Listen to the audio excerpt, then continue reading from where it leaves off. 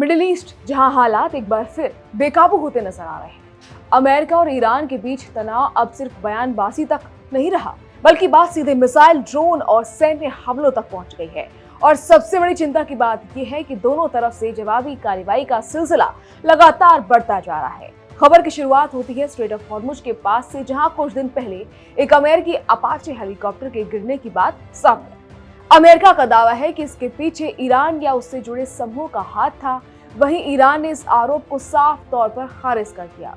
लेकिन इस घटना के बाद हालात तेजी से बिगड़ गए। अमेरिका ने इसे सेल्फ डिफेंस में उठाया गया कदम बताया और फिर ईरान के कई इलाकों में एयर स्ट्राइक शुरू कर दी। अमेरिकी सेना का कहना है कि उनके लड़ाकू विमानों और नौसेना ने हॉर्मुज स्ट्रेट के पास ईरान के air defence system, radar station और कुछ सैन्य ठिकानों को निशाना बनाया। अमेरिका ने इसे प्रोपोर्शनल रिस्पॉन्स यानी संतुलित जवाब बताया और कुछ ही वक्त बाद अमेरिकी सेंट्रल कमांड ने ये भी घोषणा कर दी कि उनका ऑपरेशन खत्म हो चुका है। जैसे ही अमेरिका के हमले की खबर ईरान पहुंची, वहां गुस्सा भड़क उठा। ईरान के इस्लामिक रिवॉल्यूशनरी गार्ड कॉर्प्स यानी IRGC ने तुरंत पलटवार का ऐलान कर दिया। IRGC ने दावा किया कि उन्होंने बहरीन में मौजूद अमेरिकी नौसेना के 5वें बेड़े को ड्रोन से निशाना बनाया। ईरानी मीडिया के मुताबिक यह हमला रात करीब 2:30 बजे किया गया। इसके अलावा ईरान ने यह भी कहा कि उसने जॉर्डन में मौजूद अमेरिकी सैन्य बेस पर भी मिसाइल हमले किए हैं।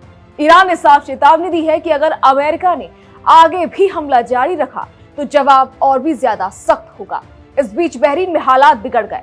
सायरन बजाए जाने लगे और सरकार ने लोगों को घरों में रहने की सलाह दी, यानी डर का माहौल साफ देखा जा सकता है। अब अगर पूरी कहानी को समझें तो हालात कुछ ऐसे हैं कि दोनों देश एक दूसरे पर हमला कर रहे हैं और कोई भी पीछे हटने को तैयार नहीं है। अब बात करते हैं अमेरिका के रुख की। अमेरिकी राष्ट्रपति डोनाल्ड ट्रंप ने इस पूरे मामले में सख्त रुख अपनाते हुए कहा कि अमेरिकी सैनिकों या सैन्य ठिकानों पर हमला किसी भी कीमत पर बर्दाश्त नहीं किया जाएगा। इसके बाद ही जवाबी कार्रवाई को मंजूरी दी गई। अमेरिकी सेंट्रल कमांड ने कहा कि यह हमला सेल्फ डिफेंस स्ट्राइक था और इसका मकसद सिर्फ ईरान की तरफ से हुए हमले का जवाब देना था। अमेरिका का कहना है कि उनका एक Apache helicopter straight of Hormuz के पास गिरा दिया गया और इसी जवाब में ईरान पर कार्रवाई की गई। लेकिन ईरान इस बात को मानने को तैयार नहीं है। ईरान का कहना है कि अमेरिका सिर्फ बहाना बनाकर उसके खिलाफ हमला कर रहा है और ये पूरा मामला एक बड़े टकराव की तरफ बढ़ रहा है।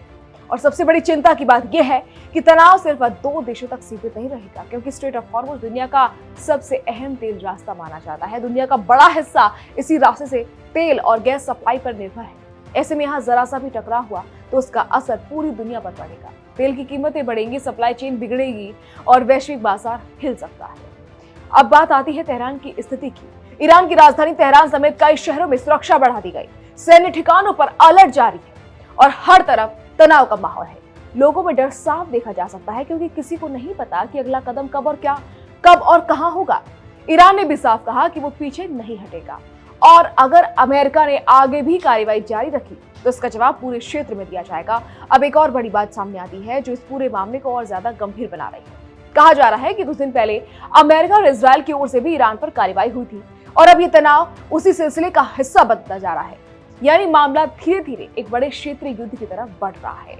फिलहाल सिचुएशन यही है कि अमेरिका और ईरान दोनों ही पीछे हटने को कतई तैयार नहीं है और हर हमले के बाद जवाब और तेज होता जा रहा है।